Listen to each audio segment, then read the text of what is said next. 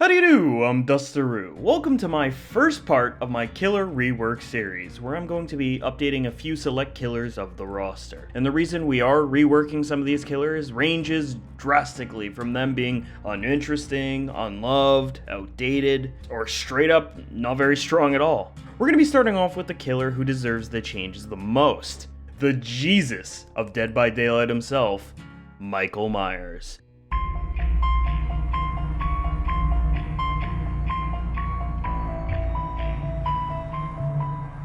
Michael is horror's most famous slasher, being easily recognizable to most people, even those who don't even like the genre. He is the Michael Jackson of horror. Whether you like him or hate him, you know him. Fittingly, he's also the first licensed character to exist in Dead by Daylight, being added all the way back on October 25th, 2016, and was the second ever killer released post-launch.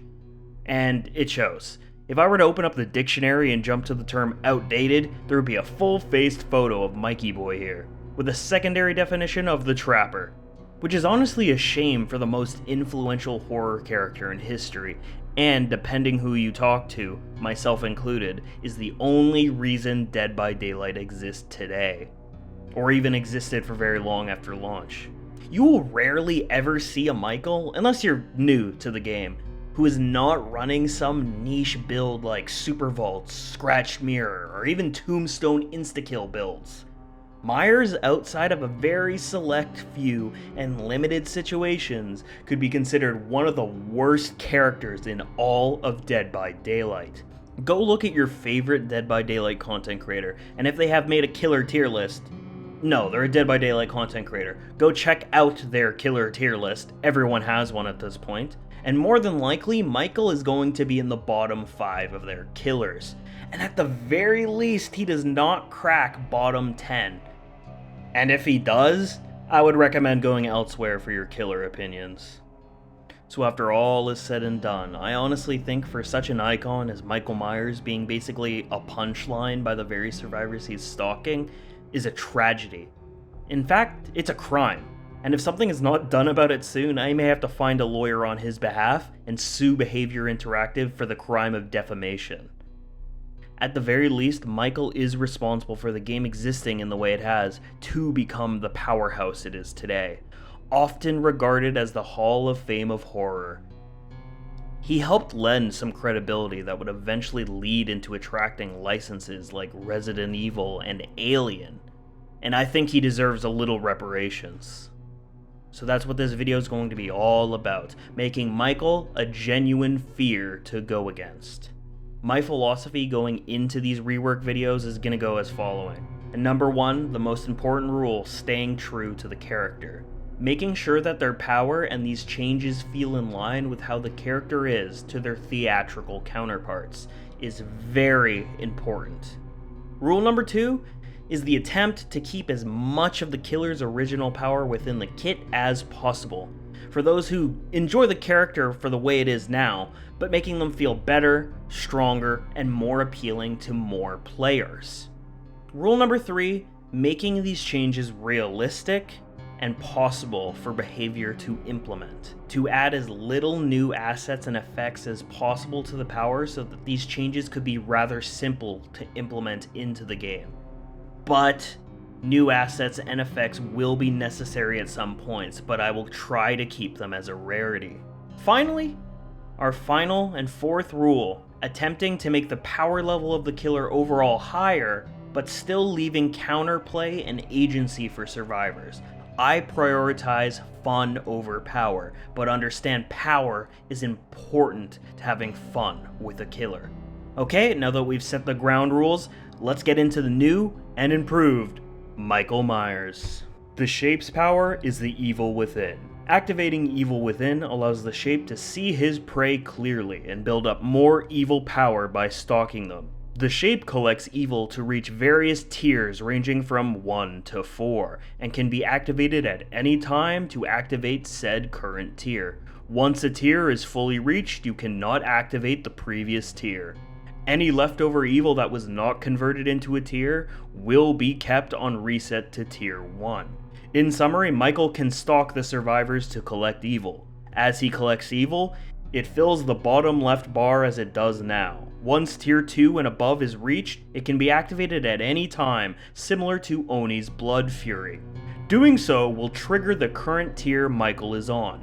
These tiers that can be activated are 2 to 4, and each has special, unique powers. Stalking Rules. Collect the same amount of evil regardless of distance from the survivors.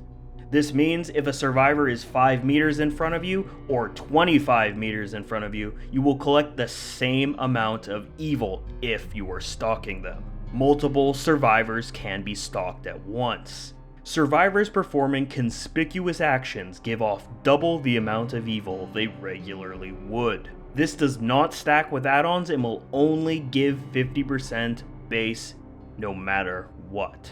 Survivors passively gain 1% of their total evil every 5 seconds.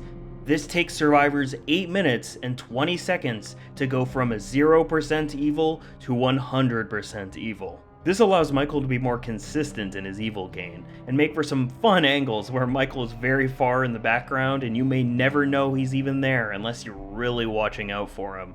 Survivors are punished for not being careful and keeping that watchful eye. Also, of course, the slow but passive recharge of evil will always ensure that you can always have access to your power, even later in the match. Oni has infinite blood, so why can't Myers have unlimited stock? Let's talk about the actual tiers and how they function. Keep in mind each tier itself is an activatable power, so once you collect enough stock to get to the next level, you cannot use the power that came before. So if you go to level 3, you cannot use level 2. You are stuck on 3 and above. Evil within 1. Tier time, infinite. The shape is granted the undetectable status effect. The shape has a base movement speed of 4.4 meters a second, or 110% movement speed. Michael's reduction in lunge speed is no longer a part of the kit, and is more in line with how other 110% killers swing. This is a simple change that keeps Myers' tier 1 stealth ability still a key part of his power, but it's expanded upon, as every time your timer runs out on any of the other tiers, you default back to 1. Also, we bumped up the movement speed from 105% as it's way too slow to be able to even tackle fair loops in this game. And I feel that 115% undetectable that could burst out a 60-second one-shot ability may be too oppressive. So we're gonna stick with 110%. Now time to talk about the biggest change in all of this, and that comes from Tier 2 Myers. So stick with me here. Evil within 2. Tier time, 45 seconds. Movement speed, 115%. The shape has a reduced terror radius of 16 meters. The shape has a reduced vaulting speed of 1.48 seconds. Pallet break speed is set to 2 seconds. Stalking a survivor in Evil Within 2 allows Michael to consume the tier, regardless of the time left, to permanently victimize a survivor. Victimized survivors' auras can be seen regardless of range while stalking in Tier 2 of Evil Within. While victimized survivors' auras are revealed in Evil Within 2, Michael can channel all of his focus and evil to teleport 16 meters out of line of sight of the victimized survivor, consuming the rest of Tier 2. During this time, Michael has double the increased breathing sound for 30 seconds. So let's break this down a little bit.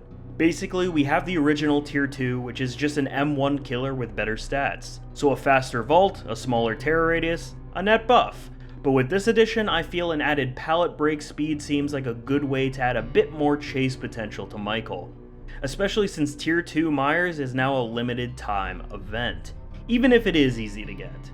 But the real meat is the victimization effect. This was added for dual purposes. First, let's start off for the gameplay reasons. One of Michael's biggest weaknesses, besides his feet being caked in mud for the first minute or so of the match, is map pressure. even when Michael is in his most dangerous form, he could be away from you across the map, so there is no need to worry. If you hear his terror radius, run early, and very likely you can outlast his tier 3. So I thought of adding a way for Michael to at least get the chance to apply pressure around the map if he really needs to, was important in this edition.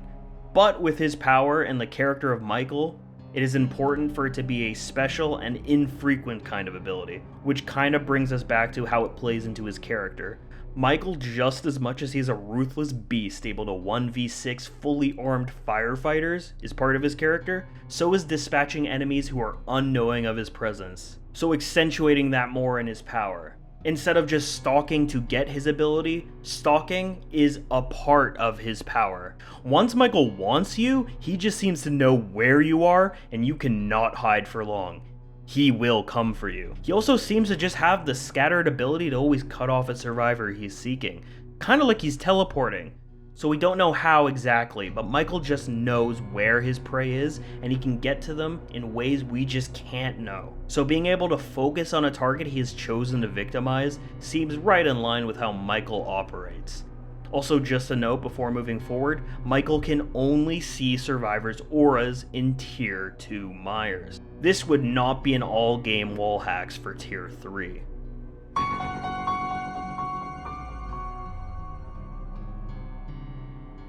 Evil Within 3.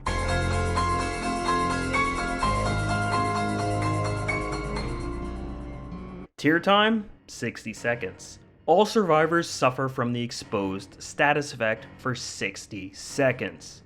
The shape has a normal terror radius of 32 meters. The shape has an increased lunge attack open time of 0.6 seconds, increasing his range. The shape has a reduced vault of 1.27 seconds. The shape has a pallet break of 2 seconds. The only difference in this tier from what we have now is the 2-second pallet break that carries over from tier 2. Evil Within 4.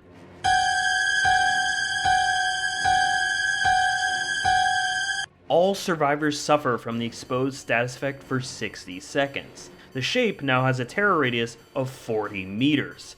The shape has an increased lunge attack open time of 0.6 seconds, increasing his range.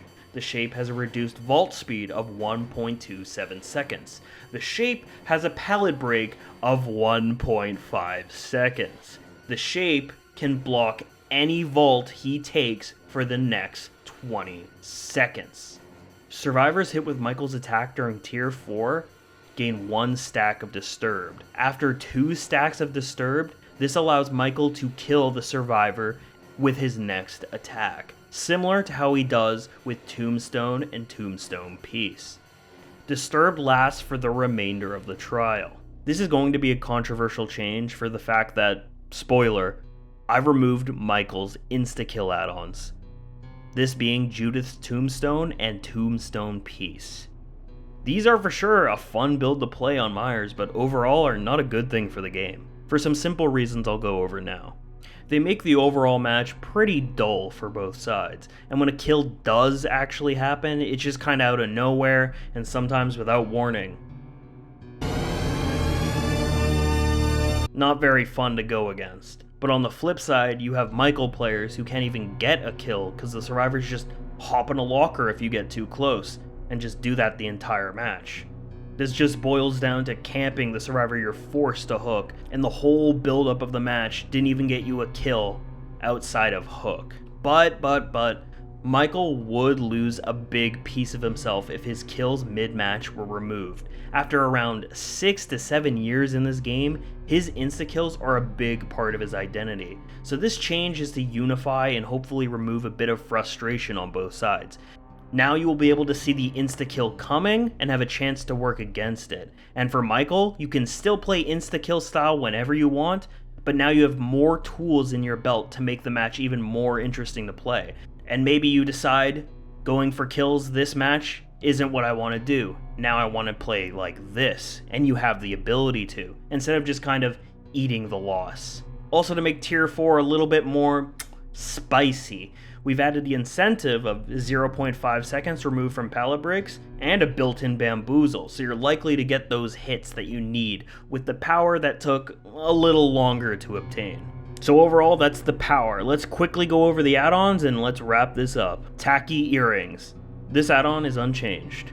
Memorial Flower increases stock rate by 6%. Boyfriend's Memo increases victimization teleport speed by 10%. Blonde Hair increase the duration of Evil Within 2 by 5 seconds, but earn 5% less stock overall. Reflective Fragment apply hemorrhage until next full health state. Jewelry. This add-on is unchanged. Hairbrush. The duration of Evil Within 2 is increased by 10 seconds, but you earn 10% less stock overall. Glass Fragment. Apply Mangled until next full health state. Dead Rabbit. Reduces the shape's terror radius by 15% in Evil Within 2, but increases the terror radius by 15% in Evil Within 3 and 4. Mirror Shard. Survivors who do a rushed action while being stalked by Michael Myers are exhausted for 60 seconds. Judith's Journal increases the stock rate on the obsession by 25%. Jewelry Box. This add-on is unchanged. J. Myers Memorial increases stock rate by 15%. Hairbow increases the duration of Tier 2 by 15 seconds. Earn 15% less stock from survivors overall. Vanity Mirror. Michael loses the ability to mark survivors for victimization, but moves at 120% movement speed for the duration of Tier 2. Tombstone Piece. Victimization teleport reduces the total amount of Tier Within 2 by 25% instead of a full tier. Scratched Mirror. Michael's base speed is set to 4.2 meters a second. The shape is unable to progress past Evil Within 1. Grants 200% bonus blood points for each hit in the Devious and Brutality category. Lock of Hair. Increases the duration of all tiers by 20 seconds. Earn 30% less stock from all survivors. Judith Tombstone. Victimization teleport freezes the Tier 2 timer for the total teleport duration, essentially meaning you don't lose any Tier 2 when teleporting. Fragrant Tuft of Hair grants unlimited duration of Tier 3, requires 400% more evil to reach Tier 3 from Tier 2. And there we go, updated Myers. I personally like this change a lot, as I think it incorporates more of his stealth capabilities rather than his just all-out killing power. Michael is a great combination of stealth and strength. He tries to focus on stealth initially, but once that fails, good luck stopping him. And I think this kit reflects that way more than it does now, and he's probably a lot more fun to play with. Maybe not, I don't know. Let me down below if you think you like these changes, or tell me what issues there are with them, because if there are some things that I'm not seeing right now, I'd like to know them, so maybe I can update this. So this was the first part of my rework series. I wanted to start with Michael, because he was the biggest name, and he has the most need of a change. But we still have Freddy coming in a couple days here, and then after that, I'm going to be doing the twins.